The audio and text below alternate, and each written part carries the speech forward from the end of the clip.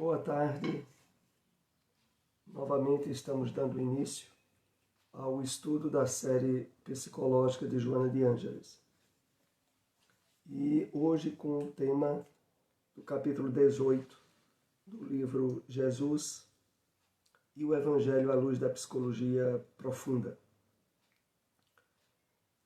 Vamos, como sempre de hábito, fazer a abertura do estudo através do comentário de um texto de Emmanuel. Nessa tarde separamos a passagem comentada no livro Carta de Paulo, o Evangelho comentado por Emmanuel, a passagem de Gálatas, capítulo 5, versículo 9, que separamos esse pequeno texto. Escravizar-nos-emos ao cativeiro da sombra, ou libertar-nos-emos para a glória da luz, de conformidade com os modos vivos que as nossas diretrizes e ações estabelecem. Vamos então fazer os comentários para um melhor aprofundamento desse texto que Emmanuel nos traz. Há uma referência muito importante, inclusive, que faz ponto com o estudo que estamos compartilhando da série psicológica, que é quando aqui Emmanuel escreve: escravizar-nos-emos ao cativeiro da sombra. Aonde fica esse cativeiro da sombra? Dentro de nós mesmos, no nosso passado existencial, no nosso inconsciente, nos hábitos, nos condicionamentos, estruturados em ações de desequilíbrio, as quais realizamos em passadas experiências encarnatórias na Terra. Associa-se esse passado à nossa presente existência, no que ela ainda trouxe de atitudes, de ações, de desequilíbrio, antes de termos essa oportunidade de trabalho à luz da doutrina espírita. Então, todo esse campo de sombra, ele representa para o nosso espírito um verdadeiro cativeiro. Nós, como o próprio Paulo aqui coloca, temos apenas duas opções. Ou mantemos grilhões, correntes com o passado de materialismo, de sofrimento e de desequilíbrio, ou libertar-nos-emos para a glória da luz. Aparentemente parece muito fácil essa escolha. Claro que facilmente todos diríamos a glória da luz, a libertação desse passado de sombras. Mas essa escolha não é de muito fácil realização. Exatamente devido ao tempo e à quantidade de experiências danosas que se estruturaram no nosso psiquismo. Para que isso de fato seja drenado, ressignificado, transcendido para a glória da luz, é preciso nos abrirmos ao trabalho de renovação profunda proposto pelo Evangelho do Cristo. Continuemos. Ou libertar-nos-emos para a glória da luz, de conformidade com os modos vivos que as nossas diretrizes e ações estabelecem. Aqui está a explicação conclusiva para nos ajudar que Emmanuel traz. Porque através das escolhas, do direcionamento do nosso pensamento, das emoções presentes e das consequentes ações e atitudes, nós podemos estabelecer um trabalho de autoiluminação, de libertação para a glória da luz, à medida em que novos hábitos, novos condicionamentos, novas estruturas neurais no nosso sistema nervoso, através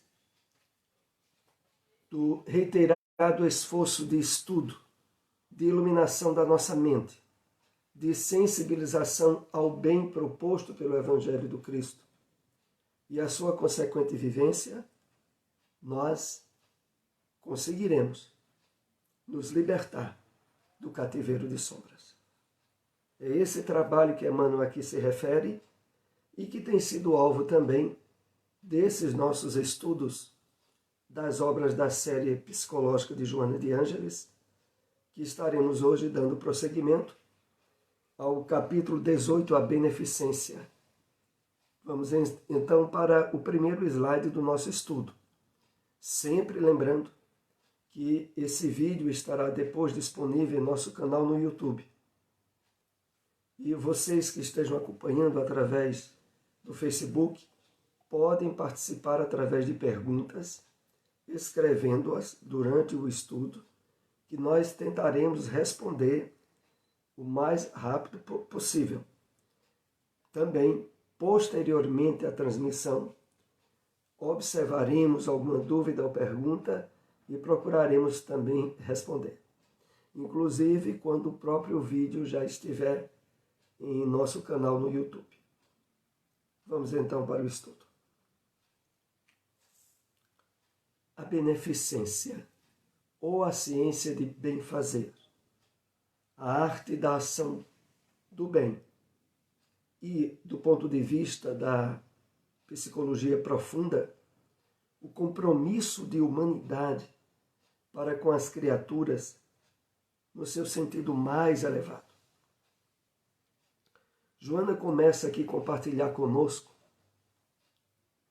alguns sinônimos, algumas características do termo beneficência, que, se formos procurar no dicionário, é de uma amplitude muito grande. Beneficência é sinônimo também de caridade, é sinônimo de altruísmo, é sinônimo de benevolência, de bondade. E como Joana aqui coloca, ciência de bem fazer, a arte da ação do bem. Parece uma expressão não muito habitual para ouvirmos a caracterização da beneficência. Só que aqui nós estaremos procurando trabalhá-la à luz da psicologia profunda, proposta pela série de livros de Joana de Ângeles. Assim, entendamos, do ponto de vista da psicologia profunda, o compromisso de humanidade para com as criaturas no seu sentido mais elevado. É esse sentido mais elevado que nós estaremos buscando compartilhar no estudo dessa tarde. A beneficência é um movimento que parte da emoção, buscando rehumanizar aquele que perdeu o contato com a sua origem espiritual, havendo desfeito o vínculo com as heranças parafísicas da sua realidade inicial. Vamos entender isso. É um movimento que parte da emoção, buscando rehumanizar aquele que perdeu o contato com a sua origem espiritual. Aquele quem a maioria de nós, ou a quase totalidade dos espíritos reencarnados no mundo de prova e expiação, e que ao se afastarem da harmonia com as leis divinas, estabeleceram um caminho inverso de expressão da própria natureza que trazemos, proveniente do Pai. Natureza essa, aonde o amor, a caridade plena, a beneficência possuía uma ligação espontânea e natural que foi cortada. Agora nós estamos no trabalho de refazer essa ligação, através do entendimento e da compreensão da verdadeira natureza do homem, que é espiritual, dos objetivos elevados, que é a experiência no corpo físico que estamos tendo, mesmo no mundo de provas e expiações, onde as possibilidades de religação nos é apresentada de forma singular nas obras de Joana de Ângeles, que estaremos aqui trabalhando. Voltando ainda a esse texto. Havendo desfeito o vínculo com as heranças parafísicas da sua realidade inicial. Então, esse vínculo que há pouco citamos, que ao se afastar da harmonia com as leis divinas, nós quebramos, e que expressava as heranças espirituais da nossa realidade inicial. Prossigamos. Jesus, compreendendo a fragilidade moral dos indivíduos, no tumulto da tagarelice desenfreada dos seus coevos, preferiu aprofundar a sabedoria das suas propostas no cerne do ser e não na sua aparência, alcançando o self. Então, toda a proposta de libertação explicitada por Jesus no seu Evangelho foi no sentido, nos seus diversos contatos e experiências que lá são tratadas, foi no sentido de balançar a criatura humana para que ela acordasse para a sua verdadeira natureza, a natureza espiritual, e modificasse a sua maneira de ver o mundo. Aqui Joana usa uma linguagem ao mesmo tempo profunda, ao mesmo tempo irônica. No tumulto da tagarelice desenfreada dos seus coevos. Tagarelice desenfreada representa toda a tentativa de metas e de objetivos humanos estabelecida no clima de percepção da vida em termos materiais. Dos seus coevos, dos seus contemporâneos, daqueles que viveram com Cristo há mais de 2000 anos. E continuando, Jesus preferiu aprofundar a sabedoria das suas propostas no cerne, no âmago, no íntimo do ser e não na sua aparência, alcançando o self, alcançando o nosso eu profundo, o nosso si, como também é usado na psicologia, para que a partir da atenção e do despertamento dessa identidade mais profunda que trazemos, conseguíssemos fazer o caminho de volta à casa do Pai. Conseguíssemos despertar espiritualmente. Toda e qualquer expressão de exterioridade dele, de Jesus, recebia o reproche, considerando que o homem é espírito, momentaneamente mergulhado na cela do organismo físico.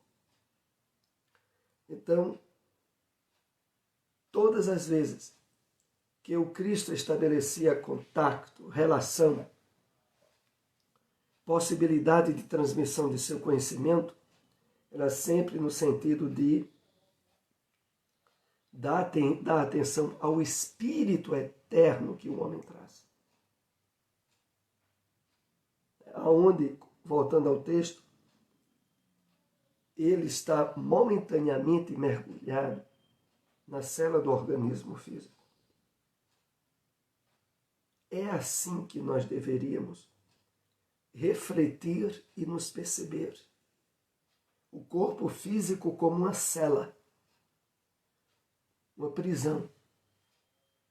E a nossa essência maior, o espírito, como sendo alvo de uma restrição e de uma limitação que muitas vezes o sufoca perante as possibilidades de profundo despertamento espiritual que a criatura humana traz.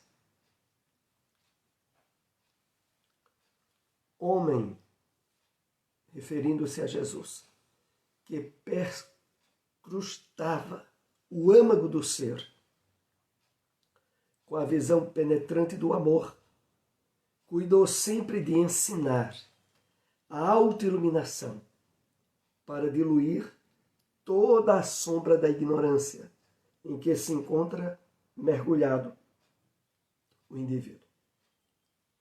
Então nós estamos inseridos no mundo e numa humanidade onde a presença da sombra espiritual envolve e penetra a grande maioria da humanidade. E a ação do Cristo era toda ela direcionada para trabalhar o âmago, o íntimo mais profundo da criatura, ensinando a autoiluminação para diluir toda a sombra da ignorância.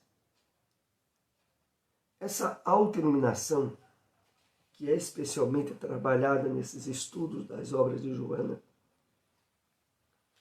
é que nos possibilita, ao mesmo tempo, quando associada ao Evangelho do Cristo, projetar luz no nosso íntimo, eliminando a sombra, e, simultaneamente, colocar uma ponte de realização e de substituição para que essa sombra, esse passado, não volte a criar outra vez escuridão na nossa alma. É por isso que, ao mesmo tempo em que o conhecimento, o estudo aprofundado da natureza da criatura humana, como é trabalhado na doutrina espírita, tem que estar sendo concetâneo, tem que estar ao mesmo tempo revestido da sensibilidade e da ação do bem, para que essa substituição não só se dê de forma natural e planificadora, mas para que não haja qualquer rescaibo de saudade desse passado de sombra que esteve tão arraigado a nós que, se não fosse o Evangelho do Cristo, nós não largaríamos. Continuaríamos sendo escravos e mendigos em busca de uma felicidade ilusória projetada pelo materialismo. Para que isso não aconteça, as possibilidades que o Evangelho nos apresentam são mais que suficientes para resolvermos, de uma vez por todas, nosso passado de sombras. Não havia, para esse autoconhecimento, recurso melhor e mais oportuno do que a beneficência, que se expressa mediante o anonimato das ações dignificantes. Estamos agora chegando ao centro da compreensão do tema principal dessa tarde. Não havia para esse autoconhecimento recurso melhor e mais oportuno que a beneficência. Agora, a beneficência, como aqui é expressa, mediante a ação do anonimato,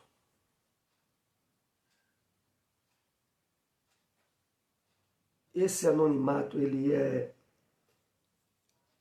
diríamos assim, absolutamente essencial nessa proposta de entendimento que nos é apresentado por Joana. Pelo seguinte: na medida em que nós nos envolvemos em ações meritórias, ações de caridade, de benefício do nosso próximo, de beneficência, após a compreensão da nossa verdadeira natureza, do papel que nos cabe de parceria com a espiritualidade benfeitora, em diminuir dores, provas e sofrimentos de nossos semelhantes, na base indispensável da humildade, temos e somos aqui estimulados a ações do bem absolutamente desinteressadas de qualquer nível de retribuição. O que aqui nos é proposto é que possamos estar vivenciando a caridade na satisfação e plenitude do próprio ato de praticá-la, e não por qualquer outro resultado que poderíamos almejar pós ação de interferência no bem. Não.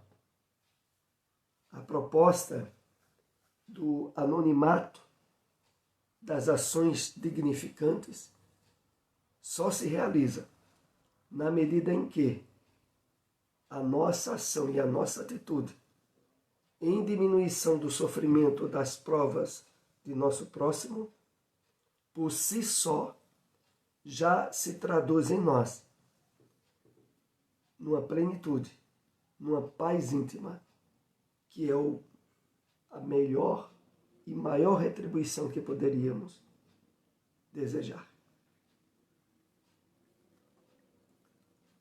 De forma que sua prática não receba o prêmio da gratidão do beneficiado, oferecendo mecanismos de exaltação à persona, dificultando ao eu superior plenificar-se em Deus.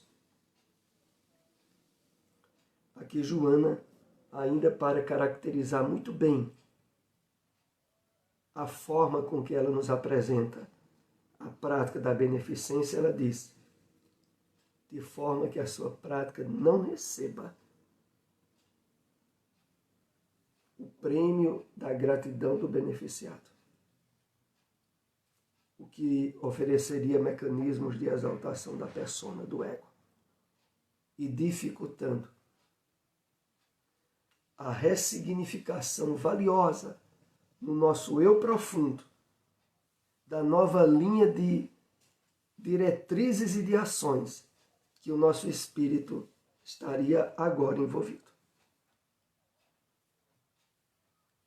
A superação do passado de sombra, a iluminação íntima que o Evangelho nos dá, encontra na atuação da beneficência, como aqui é proposta, a ressignificação indispensável de tudo isso. A alegria de oferecer desatrela as paixões servis que propelem a receber mais, anulando-as com as inefáveis emoções da autossuperação, que é o passo inicial para a descoberta da excelência de servir. Então, é preciso que o conhecimento que a doutrina espírita já nos propiciou, o esclarecimento que agora recebemos através da psicologia profunda de Joana de Ângeles, nós nos sintamos habilitados a exercer o trabalho do bem, da caridade, da beneficência, totalmente centralizado e conscientizado de que a felicidade maior é a oportunidade que estamos tendo de servir. E de uma forma decisiva, anular qualquer rescaibo que poderia haver face a alguma ingratidão, face a alguma desconsideração das nossas atitudes por aqueles que fossem delas beneficiados. É esse ponto que aqui nós queremos fechar bem na compreensão desse tema, que normalmente nessa perspectiva que aqui estamos vendo, não é alvo de obras espíritas comumente. Aqui no estudo de Joana de Ângeles, nós temos a oportunidade de estabelecer de uma forma mais profunda e consistente essa maneira nova de atuar como espírito encarnado,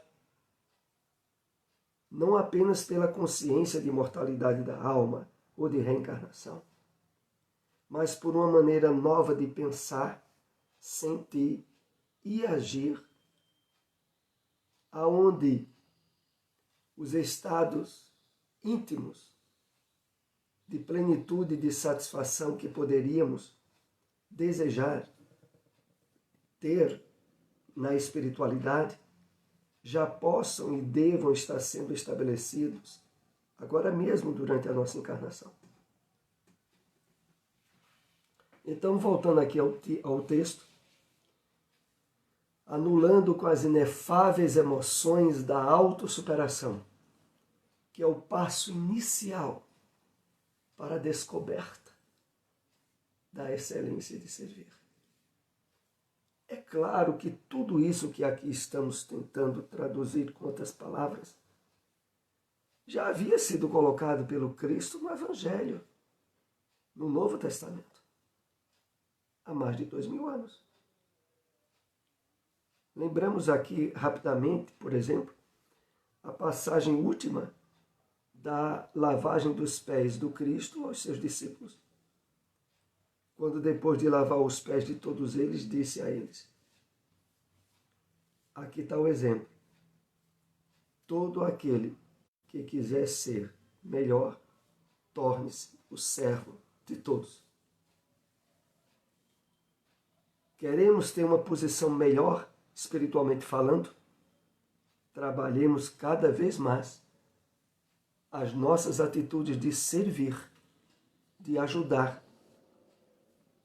de amparar o próximo, sem aguardar qualquer espécie de retribuição, de gratidão. É isso que aqui nos é colocado. Vamos para o penúltimo slide do nosso estudo dessa tarde. Jesus viveu a beneficência total, apresentando sua vida como um arquipélago de luz libertadora da estupidez e desconhecimento dos valores existenciais, de forma que socorria as necessidades visíveis e aquelas outras não percebidas exteriormente.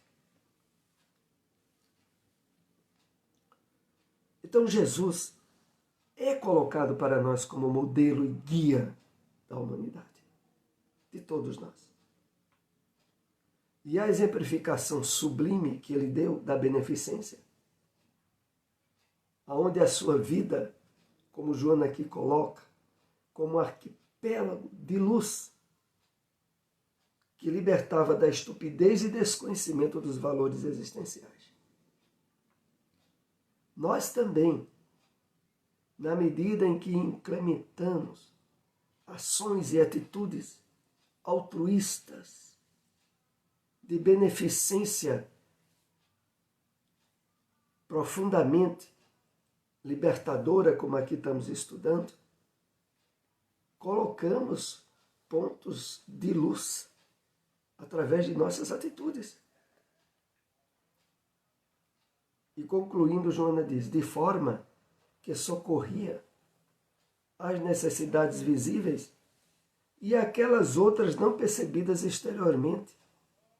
E meus irmãos, vejam só, nós também, quando de fato nos engajamos nas atitudes renovadoras do bem, nós provocamos mudanças naqueles que convivem fisicamente e espiritualmente conosco. A atitude de renovação profunda do ser é um trabalho de socorro espiritual permanente. Os espíritos em necessidade, em desequilíbrio, até mesmo aqueles que ainda se colocam como inimigos espirituais nossos, são tocados pelas nossas ações do bem. Quando profundamente verdadeiras, como estamos estudando aqui. Então, o exemplo dado pelo Cristo é o exemplo que é para ser trabalhado por cada um de nós. Vamos agora para o último slide com o tema do capítulo 18, a beneficência. A realização de cada indivíduo começa na aspiração do amor, prolongando-se mediante a ação de servir e identificando-se de tal forma com essa decisão que se lhe torne o modus vivendi. Que é modus vivendi. Vamos comentar esse último texto para fecharmos o nosso estudo dessa tarde.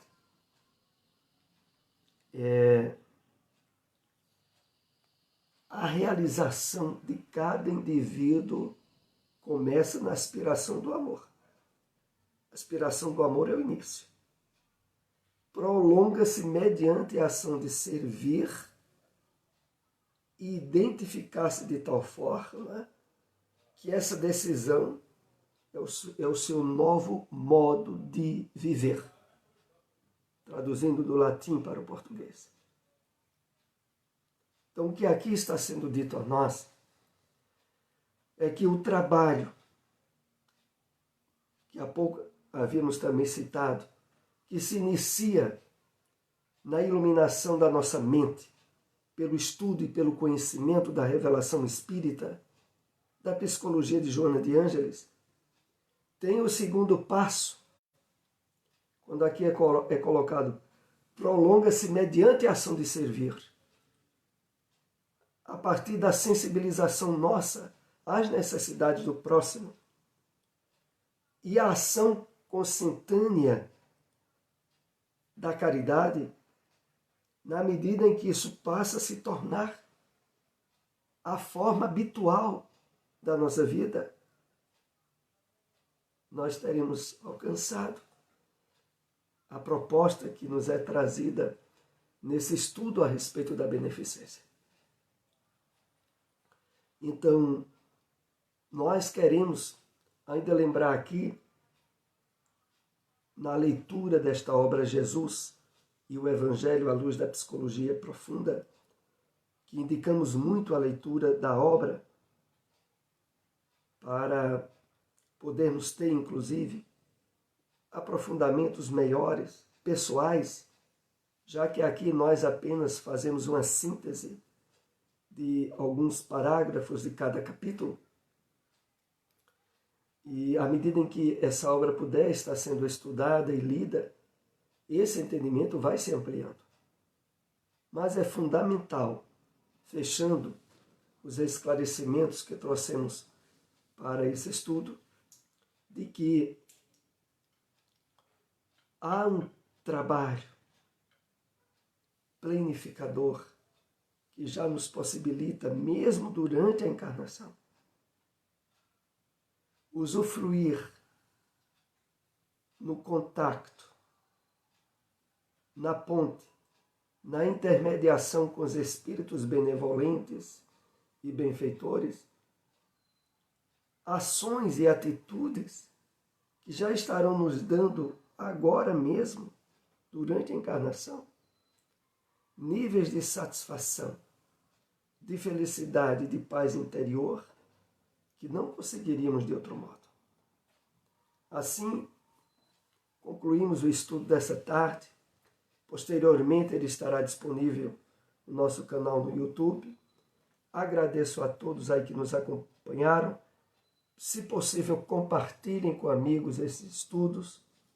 Até o próximo. Uma boa tarde para todos.